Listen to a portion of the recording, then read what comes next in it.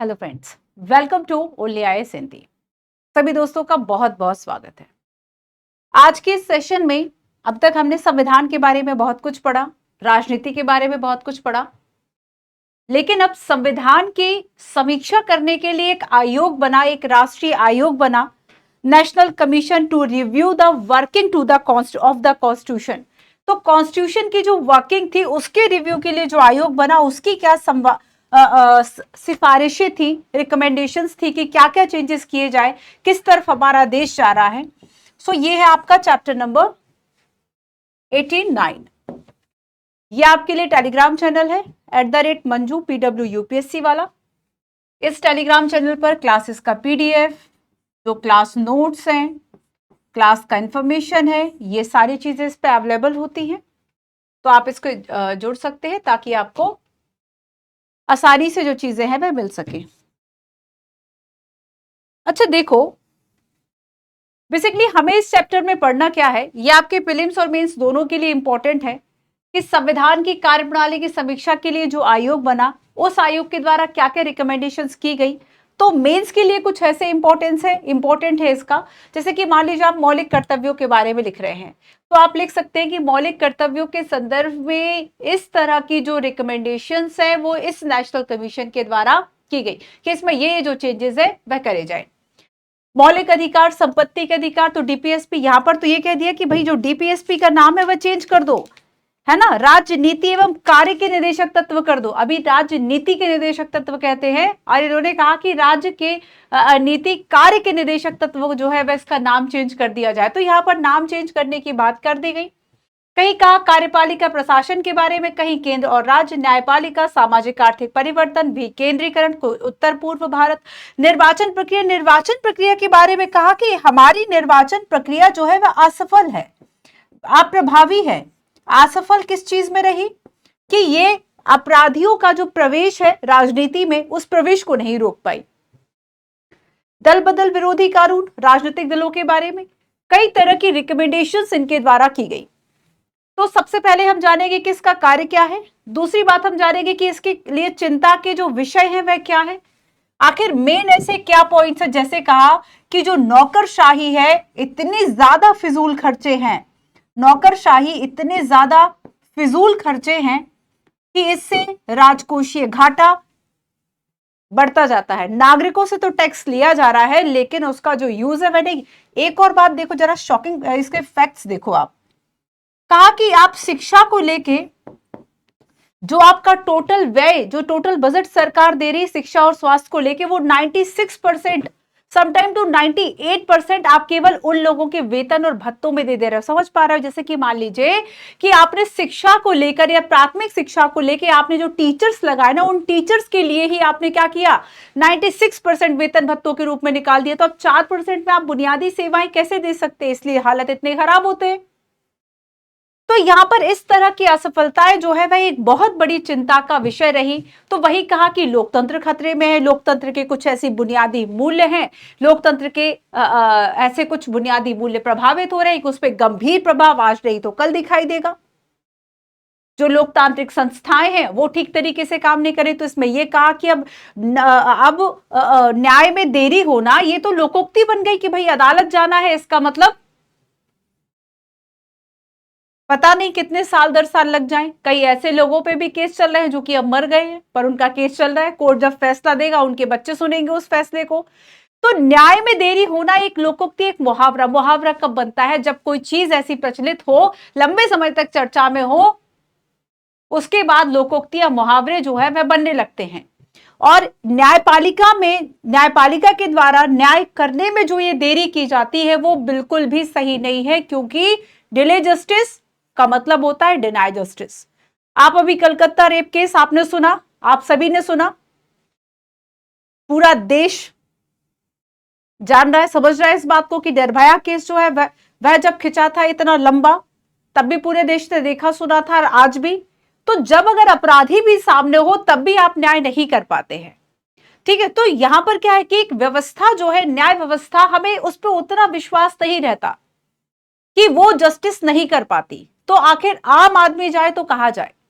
तो कई ऐसी प्रॉब्लम्स है कि अगर हमने इसमें सुधार नहीं किया तो डेफिनेटली लोकतांत्रिक व्यवस्थाएं, न्यायपालिका, इन सबसे लोगों का भरोसा उठने लगेगा। लोग कहते हैं कि पैसे वालों के लिए न्याय है, गरीबों के लिए न्याय नहीं है। आप सोचिए कि जब देश में ऐसे लोग हो, मान लीजिए मध्यम वर्ग का परिवार जो ठीक ठाक शायद पे भी कर दे, जो भी उसके पास चीजें हैं, जो भी उसके पास वस्तु या जमीन जायदाद, तो वो पे करके भी न्याय मांग ले, उनको भी न्याय मिलना मुश्किल है। गरीब आदमी की क्या दुर्गति होती होगी। तो हमारी न्याय व्यवस्था बड़ी लचर है, ये बात सच भी है। करोड़ों केस है जो आज पेंडिंग है। तो संविधान की कार्यप्रणाली के लिए एक राष्ट्रीय आयोग बना विधि कार्य विभाग के कानूनी मामले के अंतर्गत। और ये जो विभाग है, ये जो राष्ट्रीय आयोग, ये बना था 2000 में, वर्ष 2000 में इसका गठन किया गया। और इसने जो अपनी रिपोर्ट सौंपी थी वो 2002 में सौंपी थी। इसने जो अपनी रिपोर्ट सौंपी थी वह 2002 में सौंपी थी। जब रिपोर्ट सौंपी तब इसने बहुत सारी सिफारिशें की, लगभग 250 सिफारिशें की थी, 249 सिफारिशें की। 58 सिफारिशें तो केवल संविधान में संशोधन से संबंधित थी, और वही 86 विधायिका से, तो 105 कार्यपालिका से।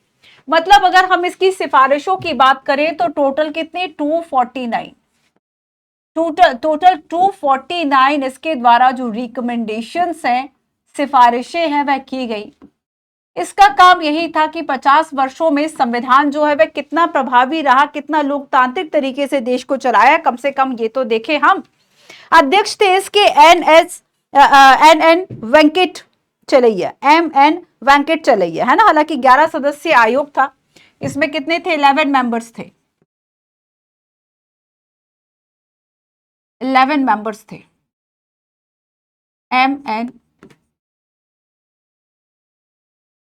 वेंकट चलैया, MN वेंकट चलैया पूर्व न्यायाधीश थे, ये अध्यक्ष थे। और बेसिकली इस आयोग ने कहा कि ये जो आयोग है वो अपना जिस तरीके से कार्य करेगा वह संविधान के दायरों को ध्यान में रखते हुए कार्य करेगा। ऐसा नहीं है कि कोई बियॉन्ड कॉन्स्टिट्यूशन जाके वह इस कार्य को अंजाम दे, संविधान के अंतर्गत रहकर ही और केवल संविधान के दायरों को ही पहचानेगा। ये बात इस आयोग के द्वारा की गई। तो 22 फरवरी भी 2000 को क्या किया गया, एक आयोग जो है संविधान की कामकाज की समीक्षा के लिए राष्ट्रीय आयोग जो है NCRWC, इसका गठन जो है वह विधि न्याय कंपनी मामलों का मंत्रालय विधिक मामलों के विभाग के अंतर्गत किया गया। और मेन ये था कि 50 वर्षों का जो अनुभव था उसकी जांच करेंगे। 50 वर्षों का जो हमारा संविधान को लेकर अनुभव था, हम उसकी जांच करेंगे।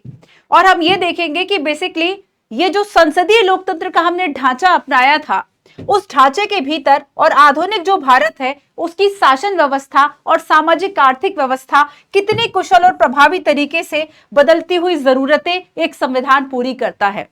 तो यहां पर इसका मेन कार्य क्या है कि बेसिकली संविधान के उपबंध कहां तक सफल रहे हैं। मेन काम क्या था इस आयोग का कि संविधान के उपबंध आधुनिक विकास के लिए, कल्याण के लिए कहां तक सफल हैं। समीक्षा का मतलब तो यही हुआ, संविधान के उपबंध कहां तक सफल रहे, संविधान के उपबंध कहां तक सफल रहे, इस बात की, ये जो आपको स्क्रीनशॉट दिख रहा है ये वेबसाइट का ही है, जो ये आयोग बना था ना उस आयोग की ये वेबसाइट का है। एक बार देखना जरा, आप इस तरह की वेबसाइट्स को बच्चों फॉलो किया करें, इसमें जो समरी और चीजें मिलती हैं वो आपके लिए बहुत बहुत इंपॉर्टेंट है। इनका अगर आप पढ़ेंगे, अगर इन रिपोर्ट्स के अगर आप 50 पन्ने भी पढ़ लें, आप बहुत सारी चीजों को समझ जाएंगे।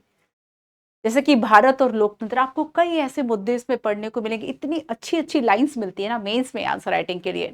सरकार की जब भी आप रिपोर्ट्स पढ़ेंगे तो आपको जाना तो आखिरकार सरकार के लिए, आप एग्जाम तो वही दे रहे हैं ना, तो सरकार पूछती वही। अगर आप उन लाइंस को लिखेंगे, आप उन लाइंस में से सरकार क्वेश्चन पूछती है, यूपीएससी क्वेश्चन पूछती है, आप उनको समझेंगे, लिखेंगे, मेन्स के लिए आपके पास बहुत इनरिच मटेरियल मिलेगा। थोड़ा सा एक्स्ट्रा आपको एफर्ट्स डालने होंगे, बट है ना। तो यहां पर बेसिकली इस आयोग के द्वारा यह कहा गया कि हम संविधान के दायरे में रहकर जो कार्य है वह करेंगे। क्या कहा इस आयोग ने,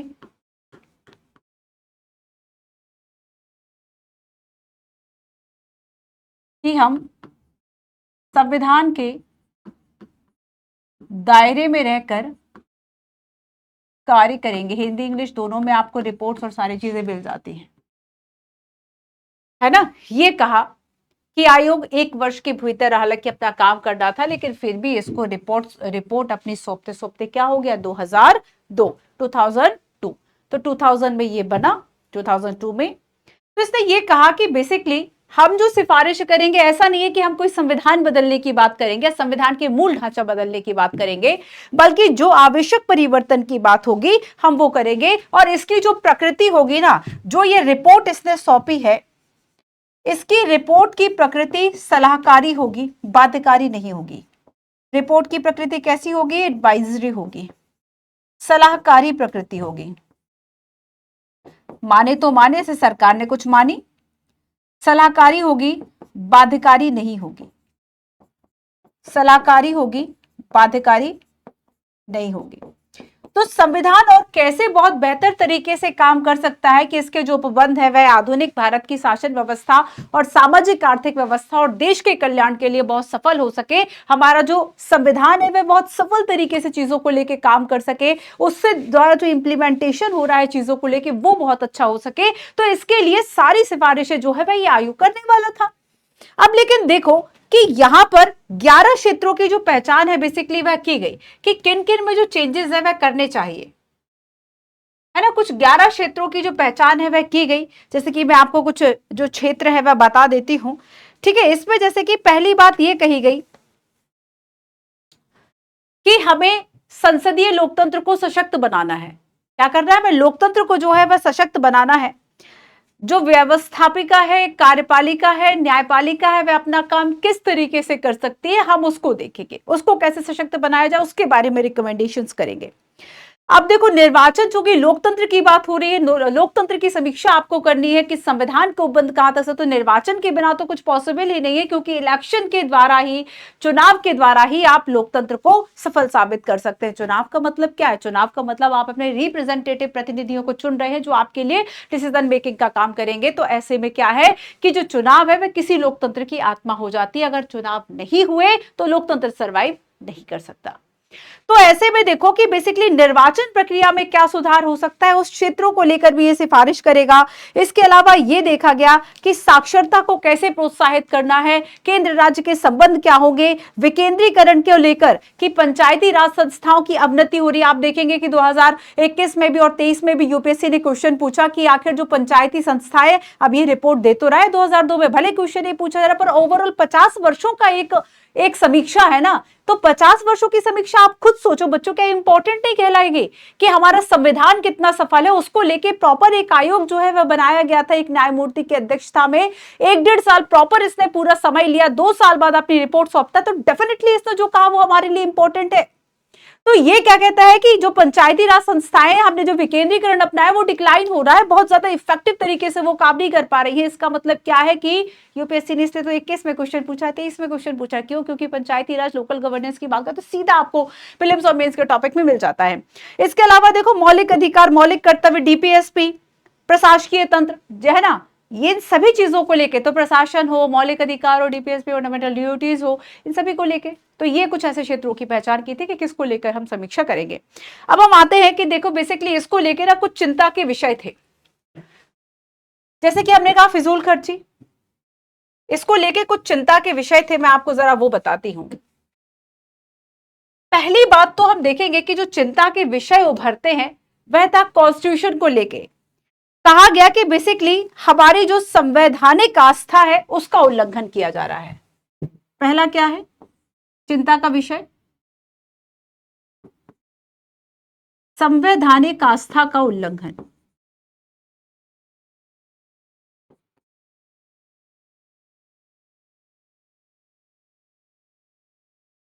सरकार जो काम कर रही है वो संविधान के हिसाब से नहीं कर रही है, सारी चीजें संविधान के अकॉर्डिंगली नहीं चल रही हैं, है ना। तो यहां पर क्या कहा जा रहा है कि बेसिकली जैसे कि अगर हम ये देखें कि जो लोक सेवक है वो क्या कर रहे हैं, सिविल सर्वेंट लोगों की अनदेखी कर रहे हैं। लोक सेवक लोगों की सेवा के लिए, पर लोक सेवकों के द्वारा लोगों की अनदेखी की जा रही है। इग्नोर किया जा रहा है, उनकी समस्याओं को सॉर्ट नहीं किया जा रहा है, उनकी समस्याओं को नहीं सुलझाया जा रहा है, तो हम ये कैसे कहें कि क्योंकि हमारा संविधान तो कहता है कि गरीबों के लिए, वंचित वर्गों के लिए आप कल्याणकारी प्रवृत्ति रखें, और जिसके लिए नौकरशाह बैठे हुए हैं, पर ये नौकरशाह कर क्या रहे हैं, आपको नहीं लगता? तो यहां पर क्या है कि ये कहा जा रहा है कि बेसिकली जो मूल आवश्यकता है लोगों की, उसको लेके ये सजग नहीं है। लोक सेवक लोगों की मूल आवश्यकता को लेके, बुनियादी आवश्यकताओं को लेके सजग नहीं है, मूल आवश्यकताओं को लेकर सजग नहीं है।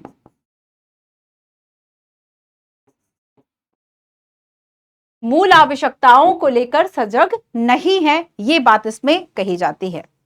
और ये भी कहा जाता है कि बेसिकली यही एक कारण है कि लोगों की जो आस्था है वह खत्म हो रही है। लोगों की आस्था से आप वर्तमान में देखेंगे कि जब सारी चीजें साफ देख रहे हो उसके बाद भी, तब ऐसे में क्या है कि लोगों का भरोसा उठेगा, तो लोगों का विश्वास संस्थाओं में कम होगा, नहीं होगा? बिल्कुल होगा। तो लोगों का विश्वास और आस्था, चाहे सरकार हो, सरकार का कोई भी कम अंग हो, उसमें क्या होगी? कम होगी। तो ये बात इसमें कही गई कि संवैधानिक आस्था का अगर उल्लंघन होगा तो ये सारी चीजें होगी। अब उसके बाद देखो, ये कहा गया कि बेसिकली एक और इसकी जो चिंता है, ये चिंता है कि प्रशासन में खर्चे बहुत ज्यादा हो रहे हैं। एक और इसकी जो चिंता है कि प्रशासन में जो खर्चे हैं वो बहुत ज्यादा हो रहे हैं।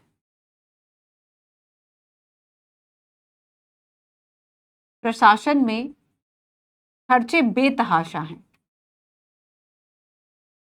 बहुत अधिक मात्रा में है, जितने नहीं होने चाहिए वो है, अनावश्यक खर्च है। ये बताओ, ये खर्च होंगे, आखिर इनको पैसा कहां से जा रहा है? लोगों के टैक्स से। तो राजकोषीय घाटा बढ़ेगा, जो सरकार पे कर्ज है वो भी बढ़ेगा। जब खर्चे बढ़ेंगे, अनावश्यक खर्चे आप करोगे, राजकोषीय घाटा जो है वह लगातार बढ़ेगा। इसके अलावा राजनीति को लेकर जो है वह ये कहा गया इसमें, तीसरी बात, कि राजनीति अत्यधिक दूषित हो गई है। राजनीति चिंता का विषय बताया कि राजनीति कैसी है? अत्यधिक दूषित हो गई है। जैसे कि कल भी हमारी बात हुई थी कि जब हम राजनीति की बात करते हैं तो उसके केवल दो सिद्धांत हैं, एक तो किसी भी तरीके से साम दाम दंड भेद आपको राजनीति में प्रवेश करना है, और दूसरी बात है कि अगर एक बार आ गए तो बस किसी भी तरीके से बस उसमें बने रहना है। तो इसमें यह कहा कि इतनी ज्यादा राजनीति दूषित हो गई है, और आप राजनीति में अपराधीकरण, जितना आपका आपराधिक बैकग्राउंड है उतने ज्यादा आप प्रबल दावेदार है कि हाँ भैया आप राजनीति में जाने लायक हैं। तो राजनीति में राजनीति अपराधीकरण, राजनीति अपराधीकरण, राजनीति और नौकरशाह, राजनीति और जो नौकरशाह है, इन दोनों की जो गठजोड़ है ये बिल्कुल भी अच्छी नहीं है एक सभ्य समाज के लिए, एक कल्याणकारी समाज के लिए। तो यहां पर ये इस तरह की जब तिकड़ी बन जाती है ना, इन सब चीजों से क्या होता है? भ्रष्टाचार का जन्म होता है, भ्रष्टाचार का जन्म होता है, भ्रष्टाचार बढ़ता है। आप देखेंगे कि सरकार के द्वारा भेजा जा रहा है 100 रुपया और आ रहा है कितना? 1 रुपया या कुछ पैसा, वो भी मिल जाए तो बहुत बड़ी बात है। बस विकास कार्य कुछ इसी तरीके से चल रहे हैं। आप अपने चारों तरफ जो विकास देख रहे हैं, कभी भी इस बार आप ये सोचो बच्चों कि अगर मान लीजिए आप अपना घर बनवाते हैं जो मान लीजिए 10-20 लाख में भी बना, तो उसमें भी ठेकेदार और बाकी सबका जो एक इनकम है या जो बिचौलिए हैं, हर एक ने पैसा कमाया, तो उसकी मूल लागत कितनी रह जाती है, और बाकी जो पैसा चला जाता है वह कितना चला जाता है? तो आप क्या करें? बस लोगों का लालच जो है वह हर एक चीज में फुलफिल हो रहा है। वास्तव में कीमत वो नहीं थी जिस कीमत पर हमें वो चीज मिली। तो चाहे जैसे कि जब हम चतुर्भुज परियोजना की बात करते हैं, तब आपने देखा था सत्येंद्र दुबे, है ना, हमने एक केस स्टडी को भी समझा था, आपने एक शॉर्ट भी देखा होगा कि उनके द्वारा बताया गया था कि बेसिकली छोटे ठेकेदार जो है वे काम कर रहे हैं चतुर्भुज जो परियोजना है उसमें, और उन्हें बिल्कुल भी एक्सपीरियंस नहीं है, बिल्कुल ही घटिया क्वालिटी की चीजें हो रही है। उन्होंने पूरी रिपोर्ट बनाई, सबमिट की और पीएमओ भेज दी, लेकिन पीएमओ ने क्या किया? ऐसे ऑफिसर्स की टेबल पे उस रिपोर्ट को डाल दिया जो खुद करप्ट थे, उसमें इन्वॉल्व थे, और उसका नतीजा ये था कि सत्येंद्र दुबे को गोली मार दी गई, और फिर बाद में ये केस लूट का बता के बंद कर दिया गया। तो यहां पर क्या हो रहा है कि ये सारी चीजें आप देखेंगे अपने चारों तरफ आपको दिखाई देगा। हालांकि व्यवस्थाओं से लड़ना कभी आसान नहीं रहा, कभी भी आसान नहीं है। आप अपने चारों तरफ बहुत सी चीजें देखेंगे बट कभी सॉल्व नहीं कर पाएंगे। एक बात और देखो, आपको पता है कि जो अपराधी है या जो जेल में बंद है वो चुनाव लड़ सकता है, लेकिन वो वोट नहीं दे सकता। इस बार ये मुद्दा काफी उठा था। आप देखिए इस चीज को, आप इसको मेंस के लिए तैयार कीजिए कि ऐसा क्यों है कि जो चुनाव लड़ सकता है, जो जेल में बंद है, वो वहां से चुनाव लड़ सकता है, लेकिन जो जेल में बंद है वो वोट नहीं दे सकता।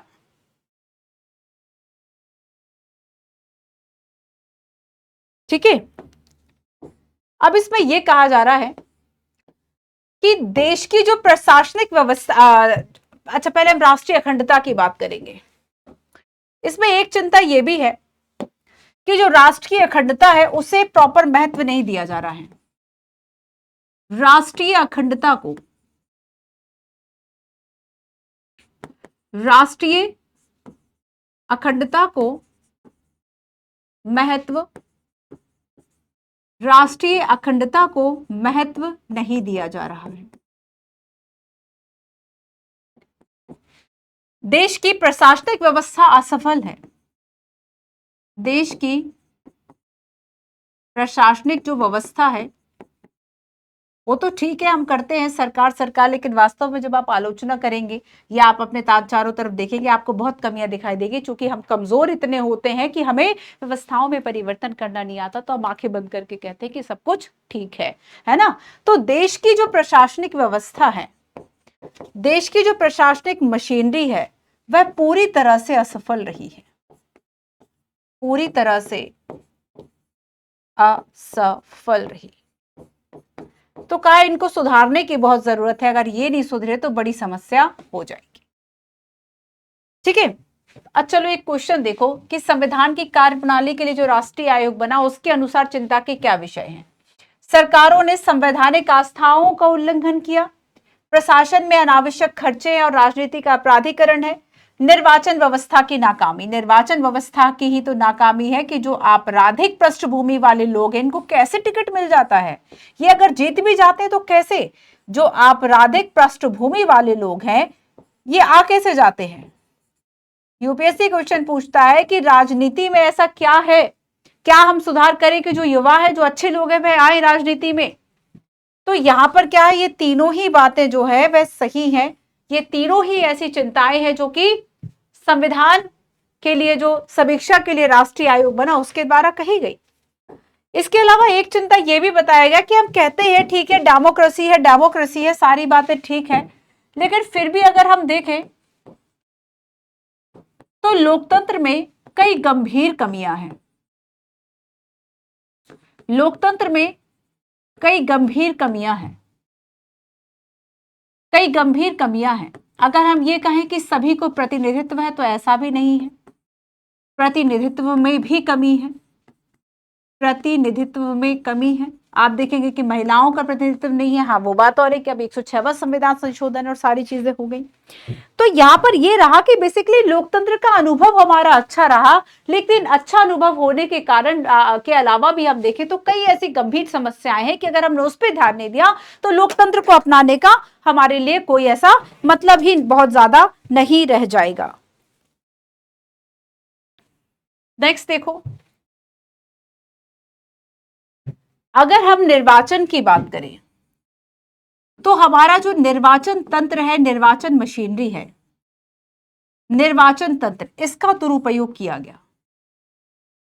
और इसका दुरुपयोग यही है कि आप आपराधिक पृष्ठभूमि वाले जो लोग हैं,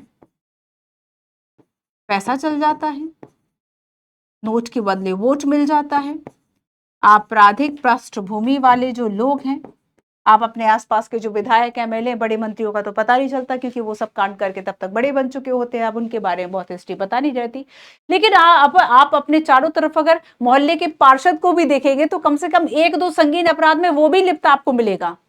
एक वार्ड मेंबर है तो वो भी मिलेगा, क्योंकि जब शक्ति आती है तो लोग उसको आजमाते जरूर है, और ये आजमाइश ज्यादातर नेगेटिव होती है, गलत कामों में ज्यादा होती है। आपराधिक पृष्ठभूमि वाले लोग राजनीति में प्रवेश कर जाते हैं, चुनाव जीत जाते हैं। तो ये चुनाव जीत कैसे जाते, क्यों जीत जाते हैं? निर्वाचन व्यवस्था की हमारी असफलता ही तो है।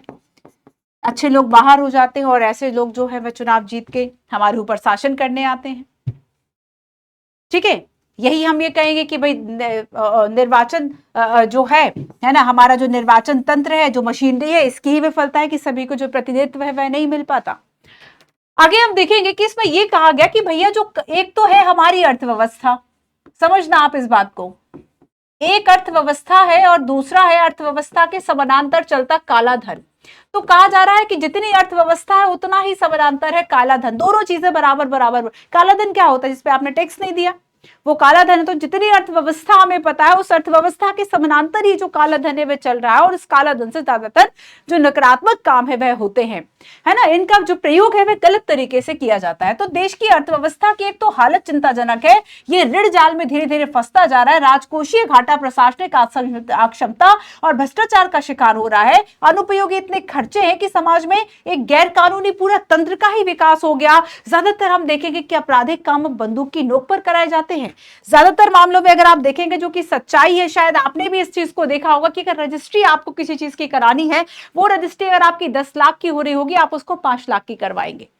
ठीक है, खैर वो बात और है कि सरकार कौन सा हमारे जो हम उसको धन देते हैं, जो हम उसको टैक्स देते हैं, वो बहुत बहुत अच्छे तरीके से यूज करती है।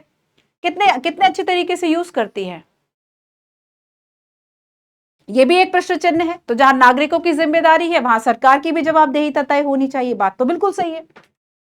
तो यहां पर क्या है कि आपराधिक कार्य बंदूक की नोक पर अब कई कार्य कराए जाने लगे हैं। काला धन देश में समानांतर अर्थव्यवस्था चला रहा है। कुछ ताकतवर लोग समानांतर सरकार की तरह कार्य करके आर्थिक और सामाजिक ढांचे को तबाह कर रहे हैं। हमारी जो सरकार है वह कई चीजों पे अंकुश लगाने पे स्वयं को असमर्थ पाती है। आप देश के इतने बड़े बड़े कांड देख लेंगे, इतनी बड़ी बड़ी अव्यवस्थाएं सामने आ जाती है, कोई कुछ नहीं कर पाता। मतलब हमारी जो सरकार है वो क्या नाकाम हो गई? तो देखो, अब रिव्यू वाला काम है, समीक्षा वाला काम है, तो डेफिनेटली हर एक चीज की समीक्षा जब होगी तो उसमें आपको कुछ ना कुछ एक नेगेटिव पॉइंट्स जो है मेरे आपको दिखाई देंगे। चाहे हम देश में अपराध की बात कर ले, आज आप सुरक्षा की बात कर ले, स्पेशली आप महिलाओं की सुरक्षा की बात कर ले, है ना।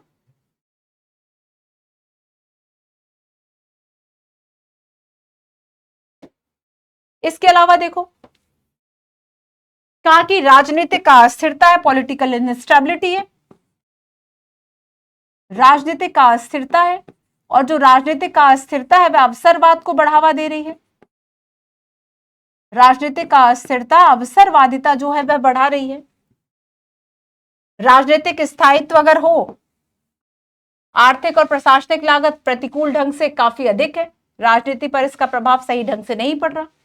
तो यहां पर यह कहा कि अभी जो निर्वाचित सरकारें हैं वो जिस तरीके से अस्थिर हो रही है, उससे राजनीति में अवसरवादिता को बढ़ावा मिल रहा है, उससे एक तरह से सिद्धांत विहीन जो जैसे कि गांधी जी के द्वारा क्या कहा गया था कि धर्म के बिना राजनीति उन्होंने पाप बताया था, यही था ना। अगर आप देखें, यूपीएससी ने एक बार क्वेश्चन पूछा कि महात्मा गांधी के अनुसार 7 पाप कौन से, जिसमें से एक है धर्म के बिना राजनीति। लोग कहते हैं कि राजनीति में सब जायज है, लेकिन एक बात यह भी सही है कि राजनीति उससे ऊपर है जो हमारे राजनेता करते हैं, यह बात भी सही है। राजनीति का मतलब है जो नीतियों की राजा हो, वो राजनीति है। आम फलों का राजा है, वो वाली बात है कि जो नीति सबसे अच्छी हो वो राजनीति है। लेकिन आप भी जानते हैं कि वर्तमान में जो राजनीति हो रही है, राजनीति का अर्थ उससे कहीं अलग है। लोग तो अभी स्वार्थ सिद्ध कर रहे हैं। इसलिए महात्मा गांधी क्या कह रहे हैं कि हमें राजनीति ने बेसिकली एक सांप की कुंडली की तरह से जकड़ रखा है, हमारे पास इससे जूझने के सिवा कोई रास्ता भी तो नहीं है। ठीक है, तो यहां पर अच्छा देखो, जैसे कि अगर इसमें कुछ एक फैक्ट दिया गया है और जो देश की सच्चाई है कि अगर मान लीजिए आप देश के 40 वर्ष या 50 वर्ष एक ही पार्टी शासन करे, आप क्या कहेंगे कि लोकतंत्र है? आप कैसे कहेंगे? मान लीजिए अगर हम एक ही परिवारवाद की बात करें कि एक ही जो परिवार है, 40 साल 50 साल एक ही परिवार के लोग जो है वह सत्ता में है, आपको लग रहा है कि इस 140 करोड़ देश में क्या कोई और परिवार नहीं है, क्या और लोग नहीं है जिन्हें आगे आना चाहिए, अवसर मिलना चाहिए, जो और योग्य हो, जो आगे आ सके? तो हमारी राजनीति में चाहे हम वंशवाद की बात करें, हम इसको मना नहीं कर सकते। कहने को हम बहुत अच्छी अच्छी बातें कह सकते हैं, अच्छी बातें दीवारों पर भी लिखी होती, बट उसका इंप्लीमेंटेशन क्या है? अगर कोई एक नीति बनती है तो तुरंत उसका हल निकाल लिया जाता है, उसका काट निकाल लिया जाता है कि कैसे ये काम होगा, कैसे हम इस कानून का मिसयूज कर पाएंगे। तो कानूनों का दुरुपयोग जो है वह बहुत ज्यादा हो रहा है। सो देश के संसदीय इतिहास के अगर हम कुल 54 वर्षों पर नजर डालें, लगभग 55 वर्षों की अगर हम यहाँ पे बात हो रही है कि इसमें से 40 वर्षों तक केवल 4 प्रधानमंत्रियों ने कार्य किया। और इसी तरह 45 साल तक देश में केवल एक ही राजनीतिक दल की सरकार रही। हालांकि 1989 के बाद से अब तक 6 बार लोकसभा के निर्वाचन भी हुए, लेकिन राजनीतिक अस्थिरता की कीमत बहुत ज्यादा है। तो स्थिर राजनीति का मतलब यह थोड़ी हो सकता है कि एक व्यक्ति जब तक जिंदा है ना, तब तक आजीवन खुद को कुछ घोषित कर दे कि नहीं अब तो मैं ही जो है वह राजा रहूंगा। तो हमारी राजनीतिक अस्थिरता, एक गांव का व्यक्ति जब शहर आता है, ऐसा तो नहीं कि बहुत रास्ते रास्ते में आएगा, 4-6 घंटे के रास्ते में बहुत कुछ सीख जाएगा। गांव का व्यक्ति जब शहर आया, अच्छा भला गांव में खेती कर रहा था, गांव में जब शहर पे आया तो बेचारा मजदूर बन गया, कहीं साफ सफाई का काम कर रहा है, कहीं सब्जी बेच रहा है। हो सकता है गांव में किसानी खेती करके अपना जीवन यापन चला ले, तो वहां वो गरीब की श्रेणी में भी उतना नहीं आ रहा जितना शहर आके मजदूर वर्ग की श्रेणी में आ गया। तो यहां पर कहा कि गांव से शहर की तरफ जो ये पलायन हो रहा है, हमें इस पलायन को रोकना होगा। और ये बात कब की जा रही है? आज से 20 साल पहले ये बात की जा रही है। आज से 25 साल पहले इस बात को कहा जा रहा है कि अगर हमने गांव से शहरों की तरफ इस पलायन को नहीं रोका तो यहां पर जो व्यवस्थाएं हैं वह बहुत गलत जाएंगी और शहरों में जो लोगों का हुजूम होगा, आप देखेंगे कि आज अनप्लान्ड अर्बनाइजेशन है, आज शहरीकरण कैसा है, अनप्लान्ड अनियोजित शहरीकरण है, बेसमेंट को भी यूज किया जा रहा है ना। जहां पे स्टोर रूम बनाया जा सकता था, जितने स्टोर रूम बनाए जा सकते थे वो 10-10 हजार के भाड़े पे चलाए जाते। उसके पीछे रीजन क्या है? लोग हैं तो वो मानते थोड़ी है। क्या करोल बाग का कांड हो गया तो क्या आपको लगता है कि उसके बाद जो बच्चे हैं वो मान जाएंगे? वो उसी लाइब्रेरी के लिए भटकते हैं कि हमें कहीं कोने में जगह दे दो। लोग भी तो कम नहीं है ना, वो नहीं सीखते व्यवस्थाओं से। आज हमारे साथ अगर कोई घटना दुर्घटना हो जाती है, आपको भविष्य के लिए सचेत होना चाहिए, क्योंकि दुर्घटनाएं कभी कहकर तो आती नहीं है, होती नहीं है। तो ये जो एक एक व्यक्ति जो है वह खुद अपने लिए भी जिम्मेदार होता है कि अगर कहीं पे भी आपको अनसेफ लग रहा है, ठीक है, ये सभी के लिए बात हो रही है, केवल मैं गर्ल्स के पर्सपेक्टिव से बात नहीं कर रही हूं, मैं ऑल ओवर स्टूडेंट के पर्सपेक्टिव से बात कर रही हूं। अगर आपको लग रहा है कि यहाँ पर आपकी सेफ्टी नहीं है, आपको उस व्यवस्था को डिनाई करना चाहिए, आपको उस व्यवस्था से बाहर हो जाना चाहिए। तो अर्बनाइजेशन है ना, तो ग्रामीण जनता का जो पलायन बढ़ रहा है और जो शहरों में जो अनियोजित शहरीकरण हो रहा है, हर चीज पे जो दबाव बढ़ रहा है, इससे बहुत ज्यादा जो प्रॉब्लम्स है वह होगी, स्थिति काबू से बाहर हो जाएगी। आप देख नहीं रहे हैं क्या?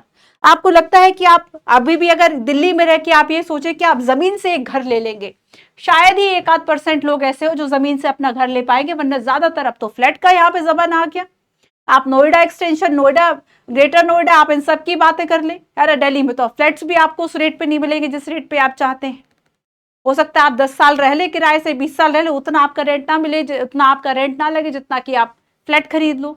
तो यहां पर आप देखेंगे कि बेसिकली इतना ज्यादा व्यक्ति हो गया है कि संसाधनों पे दबाव इतना ज्यादा हो गया है कि अब चीजें आपको आसानी से अवेलेबल नहीं है। अगर कोई ये सोचे कि मैं तो एक बगीचे वाला घर बढ़िया सुंदर सा बना लूंगा, तो आम व्यक्ति के बूते से ये बाहर है ना। हो सकता है कोई करोड़पति हो जिसके पास भाई बहुत पैसा है कि उसके लिए 20-50 करोड़ 100 करोड़ कोई बात नहीं, चलो फिर भी बना लेगा वो। तो यहाँ पर अब स्थितियां इतनी ज्यादा हो गई है कि अब ये चीज बिल्कुल भी पॉसिबल नहीं है। तो गांव से जो पलायन बढ़ गया ना, हो सकता है वो वहीं पे कुछ अच्छा कर लेता, बट शहर शहर शहर इसकी चकाचौंध में जो लोग आते गए हैं वो यहाँ के यही बस गए। तो ये एक बेरोजगारी भी इससे बहुत ज्यादा बढ़ेगी, डेफिनेटली बढ़ेगी, है ना। तो ये बात 25 साल पहले हो रही है, आज के आपको आंकड़े पता ही होंगे। चलो आगे हम चलते हैं। नेक्स्ट, अच्छा अर्थव्यवस्था की बात हो गई। अब आया, अगर हम देखें तो हमारी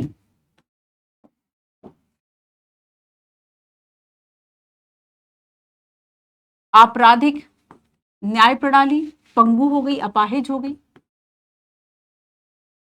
वैसे तो सारी व्यवस्थाओं में आपको ये विकलांगता देखने को मिल जाएगी, पर जब हम ज्यादा उम्मीद से किसी की तरफ देखते हैं वो है न्यायपालिका की, ये हमारे अधिकारों की। पर जब यही पंगु हो गई है ना, जस्टिस डिले जस्टिस डिनाई, अगर आपको न्याय में देरी से मिलता है तो वो भी आपके साथ अन्याय, डेफिनेटली अन्याय है। किसी के पिता के द्वारा मान लीजिए कोई मामला दाखिल किया गया था, वह जीता या हारा तब जब उसका जो बेटा है वह मामले को देख रहा है, पिता है ही नहीं। तो यहाँ पे आपराधिक न्याय व्यवस्था हमारी इतनी पंगु हो गई है और न्याय मिलने में देरी और न्याय की उच्च लागत। कहते हैं कि न्याय तो जो है वह केवल अमीरों के लिए है। तो ये क्या बन गई, एक लोकोक्ति बन गई, एक मुहावरा बन गया। लोग कहते हैं 2-3 जगह नहीं जाना चाहिए खुद से जब तक कोई कुछ मामला ना बिगड़े, एक तो पुलिस स्टेशन और अदालत। जब तक बहुत जरूरत ना हो तब तक ना जाए। हाँ वो बात और है कि हाँ भाई आपका अगर पेशा वहां का है या फिर कुछ ऐसा काम है आप जाइए, पर आम व्यक्ति यहाँ पे जाने से बचता है। तो यहाँ पर क्या एक लोकोक्ति बन गई कि इसकी लागत बहुत ज्यादा है। लागत, अगर ज्यादा पैसा है आपका तो ही आपको न्याय मिलेगा, है ना। लागत, इसकी कॉस्ट जो है वह बहुत ज्यादा है और न्याय मिलने में देरी बहुत ज्यादा है। ऐसा थोड़ी है कि मामला सामने है और आप उसमें कोई न्याय थोड़ी दे देंगे। न्याय मिलने में देरी 2011 में हुआ था निर्भया कांड, आप 2017-18 तक उसकी जो निर्णय और बाकी चीजें देख लेंगे। अभी आपने कलकत्ता के 60 तारीख का सुना, आज 23 तारीख हो गई। लगातार पूरे देश में आप आक्रोश देख रहे हैं। आपको इसमें कितना परिवर्तन दिखा, आपको इस व्यवस्था में कितना चेंज दिखा कि क्या किया सरकार ने। अभी जो वहां की पुलिस व्यवस्था है, जो वो कितनी लोगों के साथ है और कितनी अपराधियों के साथ है, कुछ चीजें मिलती ही नहीं है। तो यहाँ पर आपको क्या समझ में आ रहा है, आप हर जगह मोमबत्तियों पे, यही कल मैं देख रही थी एक रील में, जो सौरभ गांगुली है वो भी वहां पर शामिल हो रहे हैं मोमबत्ती लगाने में, है ना। तो यहाँ पर ये सारी चीजें क्या आपको दिखाई देती है कि पूरे देश जो है वह भले मोमबत्ती लेके खड़ा हो, लेकिन उससे भी चीजें ठीक नहीं होती, है ना, उससे भी न्याय नहीं मिलता। इसके अलावा हम लाख कहे कि भाई विविधता में एकता, विविधता में एकता, लेकिन उसके बाद भी आपको क्या देखने को मिल जाता है, सांप्रदायिकता। आप कहे कि हमारा तो विविधता है, विविधता में एकता है, लेकिन इसी देश में आपको एक जरा से वीडियो, जरा से ट्वीट पर आपको हिंदू मुस्लिम दंगे देखने को मिल जाते हैं। विविधता में एकता और यही आपको सांप्रदायिकता भी देखने को मिल जाती है। सांप्रदायिकता, हिंसा, दंगे, मॉब लिंचिंग, क्या है ये सारी चीजें।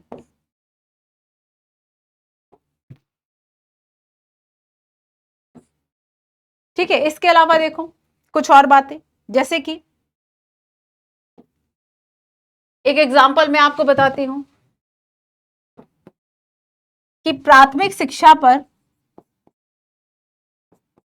शिक्षा किस उम्र तक के बच्चों को दी जाती है। एक एग्जाम्पल इसमें बताया गया कि प्राथमिक शिक्षा पर जो धन खर्च होता है उसका 90% जो भाग है वह केवल वेतन भत्तों में चला जाता है। आप क्या ही बुनियादी सेवाएं, क्या ही लोगों को प्रदान करें। ये बात बिल्कुल सच है कि जहां 100 रुपए चलते हैं वहां 1 रुपए पहुंच जाए वो भी बहुत बड़ी बात है, क्योंकि हर एक लेयर पर छटनी लगी हुई है, हर एक लेवल पर जो पैसा है वह रिस रहा है, हर एक लेवल पर भ्रष्टाचार की भेंट चढ़ रहा है। बिना उस भेंट चढ़े कहीं पे भी विकास नहीं हो सकता। आप एक छोटा सा सर्टिफिकेट बन, ठीक है चीजें डिजिटल है, सारी चीजें हैं, बात अलग है, लेकिन फिर भी आप देखेंगे कि अगर पूरी तरह से आप व्यवस्था को देखेंगे कि एकदम नीट एंड क्लीन है, वो पॉसिबल आज भी नहीं है। तो 90%, क्योंकि हर जगह लोग हैं, लोगों के मन में लालच है। आप खुद सोचिए ना, हर एक व्यवस्था में जहां मनुष्य है वहां वो क्यों ना अपना लालच भुनाएगा। तो 96% भाग जो है वह केवल वेतन भत्ते पर चला जाता है। अब इसमें आप क्या ही करोगे। सो आप क्या इसमें एजुकेशन दे दोगे, क्या आप इसमें लोगों को हेल्थ दे दोगे। आप देखिए ना कि अस्पतालों की क्या व्यवस्था है। चले जाइए, शायद केवल पैरासीटामोल मिलेगा आपको डॉक्टर के पास, या वो कब सिरप दे देगा। अगर आप सरकारी अस्पतालों में जाएंगे, अगर हम दिल्ली या चलो ठीक है कि एम्स सरकारी है, लोग एग्जाम्पल देंगे, पर कितने लोग एम्स की सेवाएं ले पाएंगे। कितने गांव है हमारे 140 करोड़ लोग हैं, और उसमें कितनी ऐसे आपको पब्लिक हेल्थ सेंटर ऐसे मिल जाएंगे, गवर्नमेंट हॉस्पिटल्स आपको मिल जाएंगे, कितनी अच्छी सेवाएं होंगी उसमें। शायद ऊंट के मुंह में जीरा 1%, 2%, 10%। प्राइवेट सेक्टर अगर आप देखेंगे, प्राइवेट हेल्थ सेक्टर, जहां पे भी प्राइवेट आएगा, चाहे एजुकेशन हो चाहे, उसको इतना बिजनेस बना देगा कि ना उसके लिए कोई शिक्षा का महत्व है और ना ही उसके लिए कोई स्वास्थ्य का महत्व है। उसके लिए महत्व है केवल बेनिफिट का, केवल पैसे का। इसलिए बार बार जो सोशलिस्ट उनके द्वारा यह कहा जाता है कि कभी भी शिक्षा और स्वास्थ्य जैसी जो चीजें हैं वो पब्लिक सेक्टर को नहीं देनी चाहिए, उसमें जो प्राइवेट है, माफ कीजिए, जो प्राइवेट है उसको नहीं देनी चाहिए, क्योंकि जो सरकार है वही अपना, क्योंकि हमारा तो जो समाज है वह लोक कल्याणकारी है, हमारी जो सरकार है वो क्या कर रही है, वेलफेयर स्टेट का कॉन्सेप्ट हमने अपनाया है।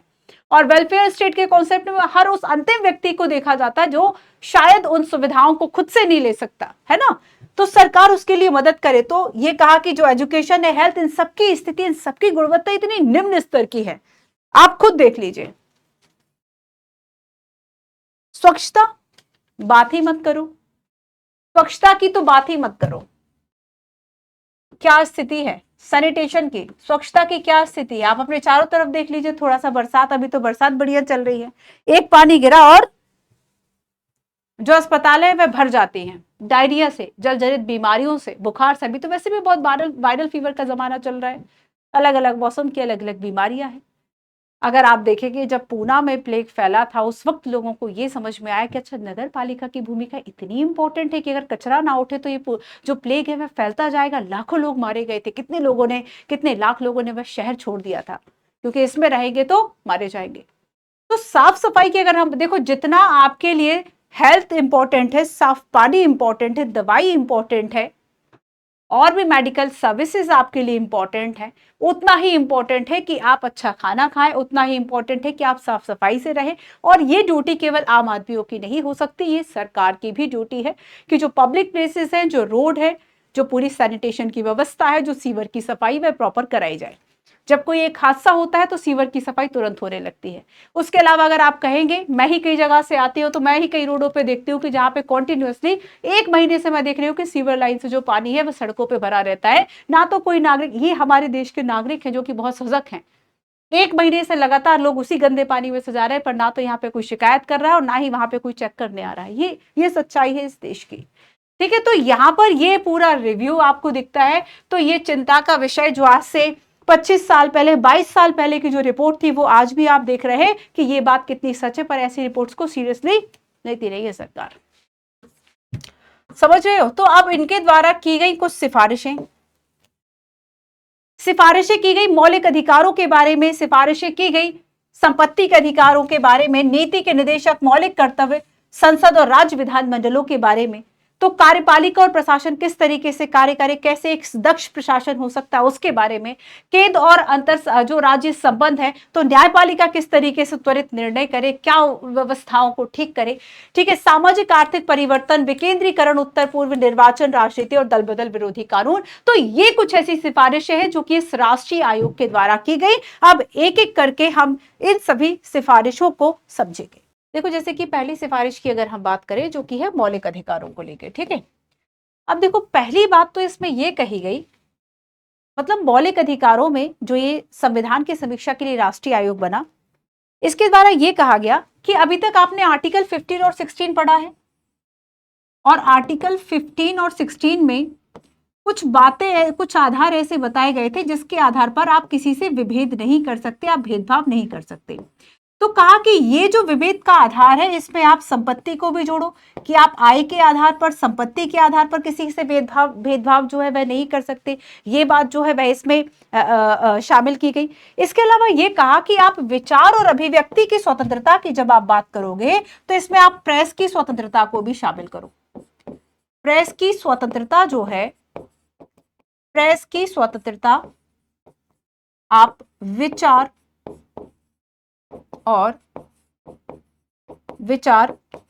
और अभिव्यक्ति की स्वतंत्रता में, मतलब प्रेस को भी तो आजादी होनी चाहिए, तो प्रेस फ्रीडम की जो बात है वह इसमें की गई।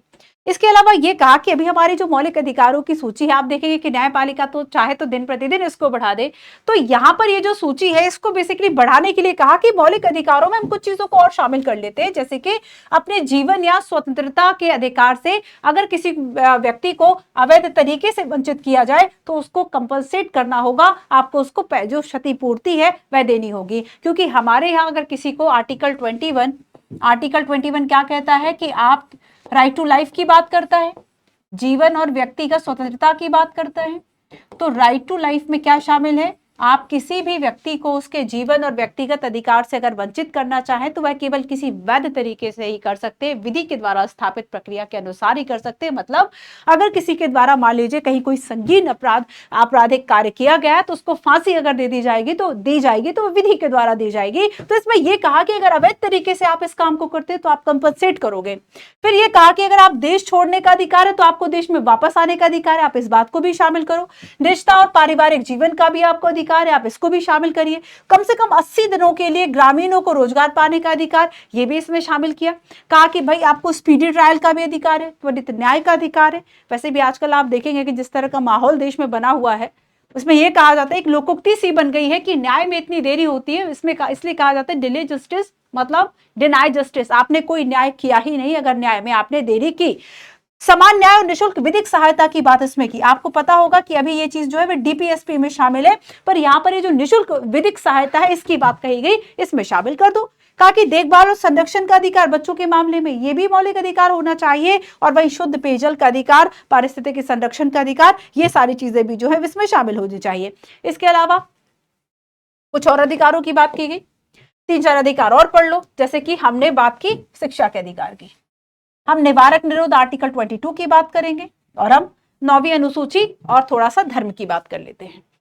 शिक्षा के अधिकार में यह कहा था कि जो 21 का के अंतर्गत हमें शिक्षा दी गई है, इसमें प्रत्येक बालक जो कि 14 वर्ष की आयु को प्राप्त करने तक उसे निःशुल्क शिक्षा प्राप्त करने का अधिकार होना चाहिए। लेकिन इसमें अब ये कह दिया कि अगर SC ST है, आदिवासी है, तब ये आयु 18 वर्ष। अच्छा एक बात बताओ, जब हम बात करते हैं प्राथमिक शिक्षा में आप देखेंगे कि 14 वर्ष तक की उम्र के बच्चे सामान्यतः आ रहे हैं, और 1 से लेके 8वीं कक्षा तक का जो स्तर है उसमें शामिल होता है।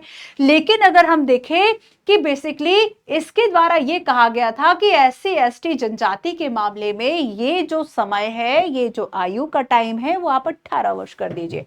अब निवारक निरोध देखो, निवारक प्रिवेंटिव डिटेक्शन क्या होता है? आप गिरफ्तारी 2 तरीके से कर सकते हैं। एक तो वो व्यक्ति जिसने कि अपराध किया हो, गिरफ्तार हो गया। एक वो व्यक्ति जिसने अपराध करने की, मतलब आपको शक है ये अपराध करेगा, सो गिरफ्तार कर लिया। निवारक, नजरबंदी, प्रिवेंटिव डिटेक्शन। इसमें यह कहा कि बेसिकली निवारक निरोध की जो अधिकतम अवधि है वो 6 माह होनी चाहिए। यह कहा कि परामर्शी एक बोर्ड हो, है ना, और किसी उच्च न्यायालय के कार्यरत न्यायाधीश जो है वह इसमें अध्यक्ष हो। फिर इसमें यह कहा, धर्म के आधार पर एक बात कही कि जो सिख, जैन और बौद्ध हैं इनको हिंदुओं से पृथक जाना जाए, और एक साथ मानने वाले जो उपबंध है उनको समाप्त कर दिया जाए। वर्तमान में हिंदू की व्याख्या करते समय इन सभी को शामिल कर लिया जाता है, सिख, जैन और बौद्ध। इसलिए आपको बार बार हिंदू और मुस्लिम दिखाई देता है, हिंदू सिख, हिंदू बौद्ध, हिंदू पारसी दिखाई नहीं देता। तो हिंदुओं में सिख, जैन और बौद्ध जो है वे शामिल हो जाते हैं। इसलिए जब हम आर्टिकल 25 की बात करेंगे तो कहा जाता है कि इस चीज को समाप्त करो, बाकी लोगों की भी बात करो। ठीक है, ये सारी बातें इसमें कही गई। अब थोड़ी सी बात हम संपत्ति के अधिकार की बात कर लेते हैं। संपत्ति का अधिकार आपको पता है कि अब एक लीगल राइट है जो कि सभी को उपलब्ध है, और आर्टिकल 300A में ये लिखा हुआ है। इसमें यह कहा कि अगर आपके किसी की संपत्ति जो है उसको वंचित कर रहे हैं तो आप, जैसे सरकार संपत्ति का अधिग्रहण नहीं कर देती, जैसे कि आप देखेंगे अयोध्या में बीजेपी को वोट जो है वह क्यों नहीं मिले, क्योंकि संपत्ति का जो अधिग्रहण या जो चीजें की गई वो बहुत ही गलत तरीके से की गई। तो संपत्ति का जो अधिग्रहण है वह विधि अनुसार किया जाए, वह प्रक्रिया अनुसार किया जाए, विधि अनुसार किया जाए। और अगर जो पारंपरिक निवासी हैं, जो आदिवासी हैं, पारंपरिक, हाँ ठीक है, जो पारंपरिक निवासी हैं, अगर आप इनकी भूमि लोगे तो आप इनको क्षतिपूर्ति दोगे, है ना। आप अगर इनकी भूमि लोगे, आप इनको मुआवजा दोगे और आप इनका पुनर्वास करवाओगे, रिहैबिलिटेशन। ये बहुत इंपॉर्टेंट है, ये बात इसमें कही गई। अगली बात देखो, नीति के निदेशक तत्व का, इसका तो नाम ही बदल दो। इसमें तो नाम बदलने की ही जो बात है वह की गई। इसमें यह कहा कि भाग 4 में कर दो संशोधन, राज्य नीति और कार्य के निदेशक तत्व कर दो। कहा कि नाम बदल दो, इंपॉर्टेंट है भाई, नाम बदलने पर आ गए भाग 4 का। इसमें कहा कि आप राज्य नीति व कार्य के निदेशक तत्व कर दो, व कार्य के निदेशक तत्व, अभी तक हम कहते हैं DPSP, directive principle of state policy, मतलब कुछ ऐसे सिद्धांत जो कि राज्य जब नीतियां बनाए तो इनको याद रखें। ये कल्याणकारी राज्य की स्थापना करते हैं, इनका आर्थिक और सामाजिक लोकतंत्र की स्थापना करना इनका मेन उद्देश्य है। इसमें वो अधिकारों की बात की गई, उन उद्देश्यों उन लक्ष्यों की बात की गई जो कि हमें मूल अधिकारों के अलावा मिलना चाहिए। तो इसमें यह कहा कि आप बेसिकली 5, इसमें जनसंख्या नियंत्रण, हाँ ये इंपॉर्टेंट है कि इसमें यह कहा कि आप जनसंख्या नियंत्रण भी इसमें शामिल करो। जनसंख्या संघ का विषय है ना, इसमें यह कहा कि आप जनसंख्या नियंत्रण भी शामिल करो। इसमें कहा कि आप बेरोजगारी के लिए जो है अलग से राष्ट्रीय आयोग बनाओ, आप 5 वर्ष के बाद समीक्षा के लिए राष्ट्रीय आयोग बनाओ। ये सारी बातें जो है वह इसमें की गई है ना। अब हम बात करते हैं कि आखिर कुछ बातें इसमें मौलिक कर्तव्यों को लेकर भी की गई। मौलिक कर्तव्यों को लेकर आपको पता होगा मूल संविधान में मौलिक कर्तव्य शामिल नहीं है। बाद में संविधान में 42वां संविधान संशोधन हुआ, आर्टिकल 51A जो है वह जोड़ा सरदार सवर्ण सिंह समिति की सिफारिश के आधार पर। वर्तमान में अगर हम देखें तो कितने मौलिक कर्तव्य हैं? 11। और ये मौलिक कर्तव्य केवल और केवल किनके लिए है? नागरिकों के लिए गए हैं। 11 फंडामेंटल ड्यूटीज हैं, 11 फंडामेंटल ड्यूटीज है ना। इसमें देखो पहली बात ये कही गई कि बेसिकली जो ये मौलिक कर्तव्य है, आपको पता है कि ये कोई विधिक कर्तव्य थोड़ी है कि आपको इसको मानना ही मानना है। जैसे कि हमें राष्ट्रगान का आदर करना है ना, राष्ट्र मतलब राष्ट्रीय जो ध्वज है उसका आदर करना है, ना भी करोगे तो जेल थोड़ी भेज देंगे। तो यहां पर ये कहा कि आप इनको प्रभावी बनाओ। ये प्रभावी नहीं है, ये दीवार पर लिखी हुई अच्छी अच्छी बातें हैं। तो इसमें यह कहा कि इनको प्रभावी बनाने के लिए, प्रभावी बनाने की सिफारिश की। और एक समिति और बनी थी जिसके द्वारा मौलिक कर्तव्यों को प्रभावी बनाने के लिए, क्रियान्वयन के लिए सिफारिशों की बात की थी, वो थी वर्मा समिति। कहा कि वर्मा समिति की सिफारिशों को लागू किया जाए। वर्मा समिति की सिफारिशों को लागू किया जाए।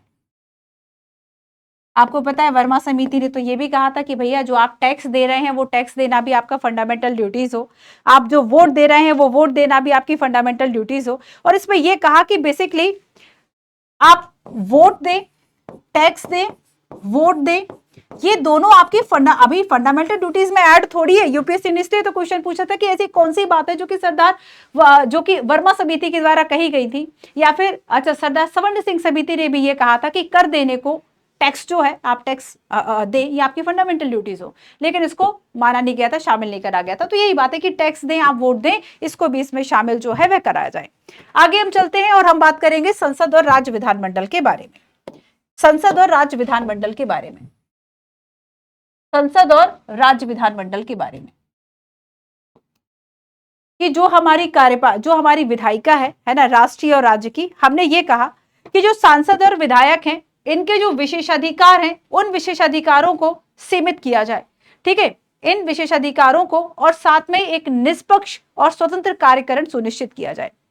आपको पता है आर्टिकल 105 विशेषाधिकारों की बात करता है। तो इसमें यह कहा कि विशेषाधिकारों को जो इसमें क्या किया गया, विशेषाधिकारों की बात की गई, इनको थोड़ा सा युक्ति युक्त बनाया जाए। ठीक है, इनका कार्य करना स्वतंत्र हो सके, स्वतंत्रता पूर्वक ये कार्य कर सके, स्वतंत्रता पूर्वक कार्य कर सके, इसके लिए कुछ ऐसे नियम जो है वह प्रभावी किए जाए। ठीक है, इसमें यह भी कहा गया, क्योंकि चूंकि हम संसद की बात कर रहे हैं, इसमें एक राज्यसभा के सदस्य के लिए एक योग्यता की बात की कि अगर आपको राज्यसभा का सदस्य बनना है, ये बात यूपीएससी ने भी पूछी हुई थी कि राज्यसभा का सदस्य बनने के लिए एक योग्यता लगाओ। इसमें यह कहा कि आप उसी निर्वाचन क्षेत्र से चुनाव लड़ सकते हैं जहां पे आपका जो नाम है वह उस वोटर लिस्ट में हो। इसमें यह कहा कि अगर आपको राज्यसभा का सदस्य बनना है तो जिस राज्य से चुनाव लड़ रहे हैं उसी राज्य का एक तरह से जो निवासी है वह होना चाहिए। जिस राज्य से चुनाव लड़ रहे हैं वहां का आपको निवासी होना चाहिए, है ना। ये इसमें इंपॉर्टेंट है राज्यसभा को लेके। अच्छा, एक बात और, आपको पता है जब कोविड आया था तो जो एमपी लेट्स है इसको पोस्टपोन कर दिया गया था। Member of parliament local area development scheme, मतलब जो सांसदों को जो पैसा मिलता है जो स्थानीय जो विकास है उसके लिए, लोकल एरिया डेवलपमेंट स्कीम, कहा कि इसको तो समाप्त ही कर दो, इसकी आवश्यकता नहीं है। जो भी इसमें राशि दी जाती है कि आप बस स्टैंड बना लो, आप अस्पताल बनवा लो, कहा कि इसमें जो है वह ये खत्म कर दो। ठीक है, ये बात जो है वह इसमें कही गई। इसके अलावा कुछ और भी बातें कही गई। कहा कि भाई इसमें जो संसद है, संसद में प्रक्रिया को सुधारा जाए और उसके लिए एक अध्ययन दल बनाया जाए। ये कुछ इंपॉर्टेंट पॉइंट्स हमने डिस्कस कर लिए। इसमें कहा कि जो संसद है उसकी प्रक्रिया को सुधारा जाए, इसके लिए। आगे चलते हैं, कार्यपालिका और प्रशासन के बारे में आखिर क्या कहा। कार्यपालिका और प्रशासन के बारे में आखिर क्या कहा। इसमें कहा कि देखो, अगर किसी भी दल को पूर्ण बहुमत ना मिले, आपको पता है कि हमारे यहाँ हमने जिस व्यवस्था को अपनाया उसमें बहुमत दल, जो जिसके पास बहुमत होता है वो सरकार बनाता है, बहुमत दल का नेता पीएम बनता है। तो अगर बहुमत नहीं मिला तो लोकसभा सदन के नेता का चुनाव करे और बाद में राष्ट्रपति के द्वारा उसे पीएम नियुक्त कर दिया जाए, और यही प्रक्रिया राज्यों में भी अपना ली जाए। तो बहुमत ना मिलने की स्थिति में ने क्या कहा कि लोकसभा सदन का जो नेता है ना, लोकसभा सदन के नेता का चुनाव कर ले। तो यहाँ पे ये प्रोसीजर अपनाने की बात कही। एक पीएम के विरुद्ध अविश्वास प्रस्ताव के समय एक वैकल्पिक नेता हो, जैसे कि आप देखते हैं कि ब्रिटेन में एक शैडो कैबिनेट की बात की गई ताकि राजनीतिक अस्थिरता से बच। ये हमने नहीं अपनाया शैडो कैबिनेट की, मतलब जो विपक्षी का जो पीएम, विपक्षी दल का जो नेता है वह पीएम होगा, जैसे अभी राहुल गांधी खुद को पीएम समझ रहे हैं। तो यहां पर क्या है कि हमारे यहाँ शैडो कैबिनेट है, छाया कैबिनेट जैसा कोई नहीं है। छाया मंत्रिमंडल जैसा एक सत्ता का पूरा मंत्रिमंडल होगा वैसे ही विपक्ष का पूरा मंत्रिमंडल, ये ब्रिटेन की बात है। आप वहां पे दोनों ही तरीके के जो पूरे नाम है और सारे कैबिनेट हैं वह देख लेंगे। तो इसमें यह कहा कि बेसिकली ये एक वैकल्पिक नेता के लिए भी मतदान हो और इसे अविश्वास के लिए रचनात्मक मत व्यवस्था भी कहा जाए कि प्रधानमंत्री आप अविश्वास तो ला रहे हो, ये भी तो बता दो विश्वास किस पे है। जब सरकार के विरुद्ध अविश्वास प्रस्ताव लाया जाए तो इसके लिए सदन के कुल सदस्यों में से कम 20% सदस्यों को नोटिस देना चाहिए, ये बात इसमें कही। मंत्रिपरिषद के विशाल आकार को सीमित किया जाए और किसी भी राज्य केंद्र सरकार में अगर हम मंत्रियों की संख्या की बात करें, ठीक है, किसी भी, तो यहां पर यह कहा कि कुल सदन की संख्या का 10% तक सीमित कर दिया जाए। तो यहाँ पे मंत्रियों की जो संख्या है वो कितनी कर दी जाए, 10% तक सीमित कर दी जाए। अभी कितनी है बताओ जरा, 10% तक सीमित कर दी जाए। कुछ बातें न्यायपालिका के बारे में भी कही, जैसे कि हमारी जो न्यायपालिका है वह कैसी हो गई है, अव्यवस्था का शिकार हो गई है, पंगु हो गई है, ये बात इसमें कही गई थी। तो न्यायपालिका के लिए भाई कुछ सिफारिशें भी की, वो तो चिंता का विषय था। इसमें यह कहा कि अब बेसिकली आप राष्ट्रीय न्यायिक आयोग बनाओ। आपको पता है कि जो न्यायाधीश है उनके आचरण पर बहस नहीं हो सकती कि उन्होंने कोई पर्टिकुलर डिसीजन दिया तो क्यों दिया, कोई वर्डिक्ट दिया तो क्यों दिया।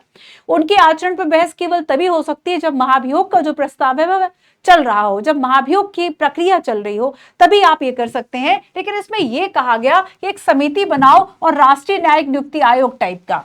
साथ ही इसमें यह कहा कि भाई जो सेवानिवृत्ति की आयु है उच्च न्यायालय और उच्चतम न्यायालय की वो 65 और 68 हो, 65 हो हाई कोर्ट के लिए, 68 हो।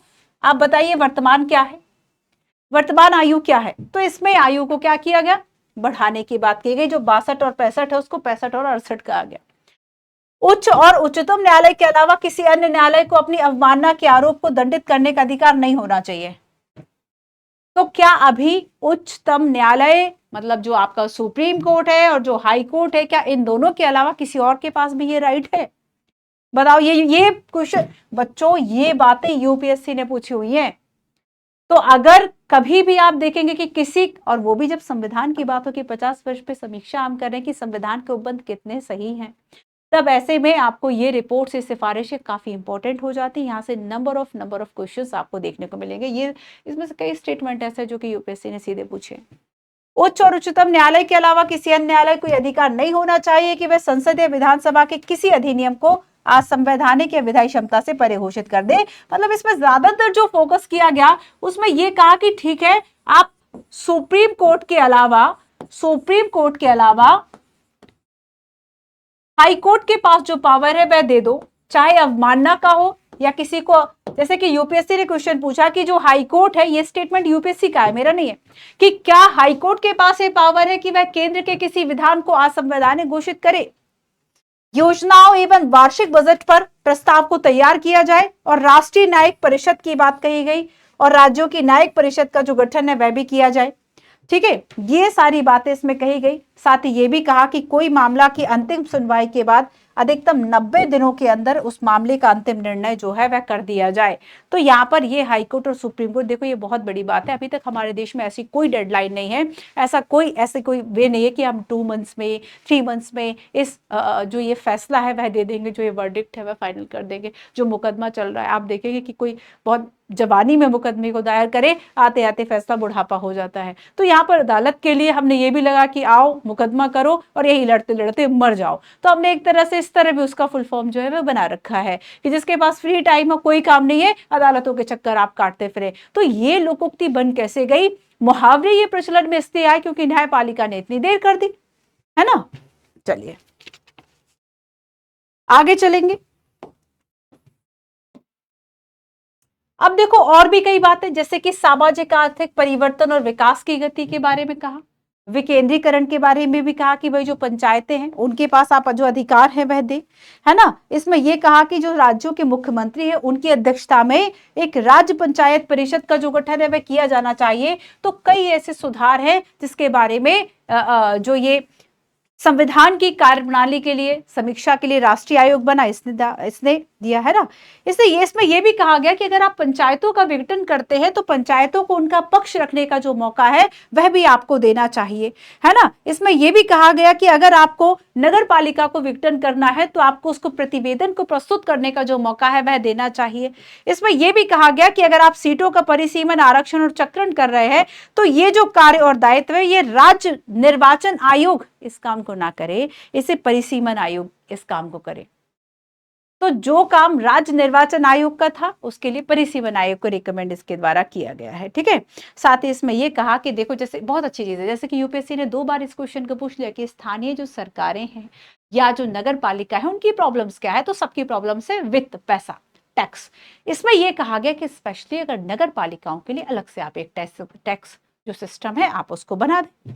ठीक है, अब देखो निर्वाचन प्रक्रिया के बारे में भी काफी कुछ कहा, जैसे कि हमारी जो निर्वाचन प्रक्रिया है, चिंता का विषय क्या था कि निर्वाचन प्रक्रिया बहुत ही एक अप्रभावी हुई, क्योंकि ये इस चीज को नहीं रोक पाई, अपराधियों का जो प्रवेश है उसको नहीं रोक पाई। अपराधियों के प्रवेश को अगर रोक पाती तब तो हम मानते कि ये प्रभावी है। तो राजनीति, आपराधिकरण, नौकरशाही, इन सब का एक गठजोड़ है, एक बहुत ही गंदा सा जो कॉम्बो है वह तैयार हो गया, जो कि एक भ्रष्टाचार की तरफ देश को ले जा रहा है, पूरी अर्थव्यवस्था को चौपट करेगा। तो यहां पर यह कहा कि निर्वाचन प्रक्रिया में यह कहा कि अगर मान लीजिए कि कोई भी, ज्यादातर इस पे जो कंसंट्रेट किया गया कि हम कैसे अपराधी के प्रवेश को रोके, और इसमें यह कहा निर्वाचन प्रक्रिया को कि अगर मान लीजिए किसी को 5 वर्ष का कारावास हो गया है तो संसद या राज्य विधान उसे अयोग्य ही घोषित कर दो, 5 वर्ष पे अयोग्य घोषित कर दो। ठीक है, 5 वर्ष के लिए 5 वर्ष से अधिक का कारावास है तो उसको अयोग्य घोषित कर दिया जाए।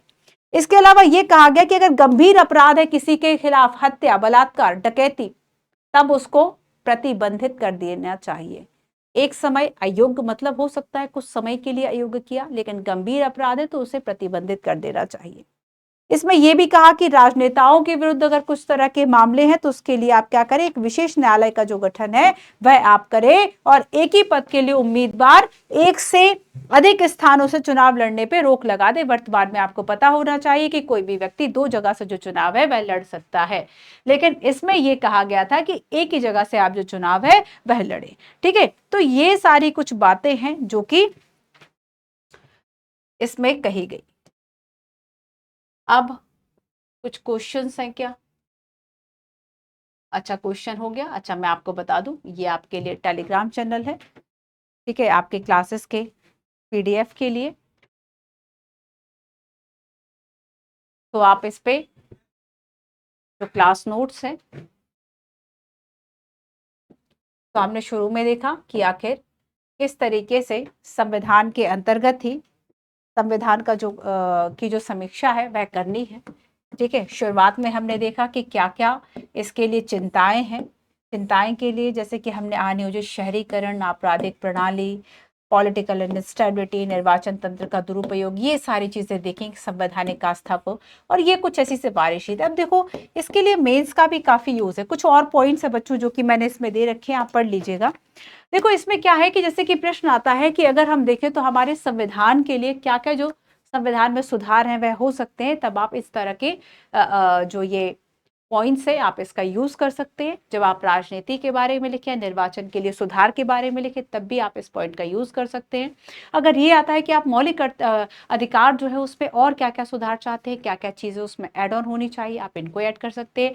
प्रश्न आता है कि फंडामेंटल ड्यूटीज, मतलब हर एक जिस जिस सेक्शन को लेकर सिफारिशें की हैं इस आयोग के द्वारा, आप उस सेक्शन को लेकर सारे जो चीजें हैं वो लिख सकते हैं। मीन्स पर्सपेक्टिव से बहुत इंपॉर्टेंट है।